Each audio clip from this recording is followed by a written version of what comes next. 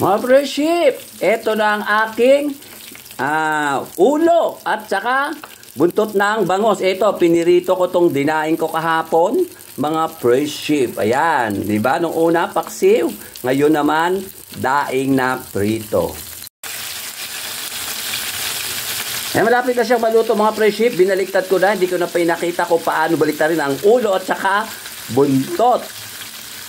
Mga friendship, luto na siya. O, ayan o. O, diba? Luto na siya. Tahanguin ko na siya.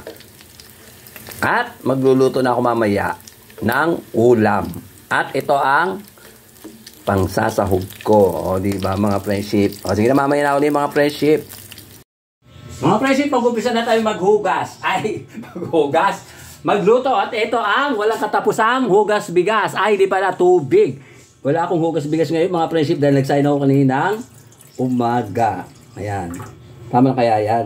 Ayan. Okay na yan mga friendship. At lalagyan na natin ang dinain kong bangos. Ito. Pero di lahat ha. Dalawa lang. Ito. Para yung ulo lang mga friendship. Ayan.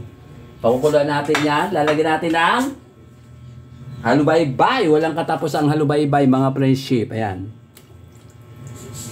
Pakuluan at lutuin. Mga friendship, ayan ang ganda ng kulo. Ganda, talo-talo niya ako.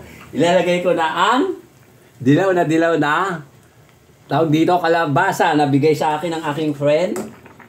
Buo yan, hinati-hati ko sa tatlo, pinamigay ko sa kapatid ko at sa friend ko. At eto, lagay na rin natin tong sitaw. Sitaw, bataw. Ayan, mga friendship. Ayan. Lagay na natin, mga friendship. At saka lagyan na rin natin ng tomato na walang sauce. O, diba, mga friendship? Ingay ba ako? Nagamay talaga ako, friendship, para masaya. Ano ba?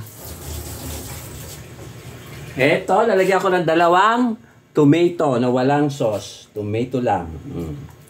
Yan, pisa lang natin dito. Dahil pisa-pisa lang naman talaga yung ginagawa ko dito. Hindi ako naghihiwa para mas masarap pag pinipisa. Ano ba mga friendship? Yan. Ito yung tinatawag na diningting ba o inabraw uli mga friendship. Maganda ng kulay ng kalabasa, di ba? Freda Funda. Bigay lang sa akin yan mga friendship. At takpan. Kaya mga friendship, ang ganda ng kulo. Kasing ganda ko. Kaya, diba? Luhin natin ng konti. Diba? Ganda. At lagyan pala natin ng betchin. Nakalimutan ko lagyan mga friendship. Ayan. Okay. At takpan. Ilalagay na natin ang repolyo. Ito mga friendship po, ayan. Lagay na natin, dahil luto na yung, yung kalabasa, tsaka yung talong. Ano ba yun? Sitaw, bataw, na walang bataw. Ayan, lagay na natin mga friendship. Yan, o diba, ganda ng itsura. Eto mga friendship. Yan o, malapit na siyang maluto. Yung repolyo. Yan. O diba? Ang daing. Nandun sa ilalim. Lagay natin, mga friendship. Pag ginalo kasi yung bangos, ay yung daing, baka mamaya magdurog mga friendship. At ilalagay na natin ang huling gulay. Eto, okers. O, diba, liliit. Malaki pa yung mga daliri ko, mga friendship. Kaya hinuli ko to mga friendship. Hindi ko siya lulutuin ng gusto. Para, kumbaga, parang half cook lang siya, mga friendship.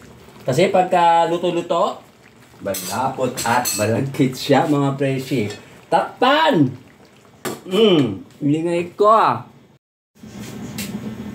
Mga friendship, luto na siya. Half cook lang yung okra. Mas gusto ko yung half cook. Kaya yung kadurog-durog na yung kalabasa. Ayan Aray, napasok ako. Ayan, okay na to mga friendship. Ayos na siya, luto na siya. Nagkanda, durog-durog na ang squash. Pumpkin. Ayan mga friendship. Oh, sarap. Ayan, titigbakin ko ng apoy, takpan. At luto na siya mga friendship. Kakain na ako. Mga friendship, ayan, ibinabaw ko na ang daing na ulo sa aking gulay. Hindi na nga pala ako nagpakita sa aking pagkain nito dahil short video lang ito mga friendship. O diba mga friendship, mukha siyang masarap. O kain na mga friendship.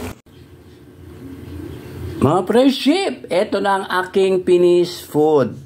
Inabraw na may daing, may repolyo, may okra, may sitaw at kalabasa. O diba ang sarap mga friendship?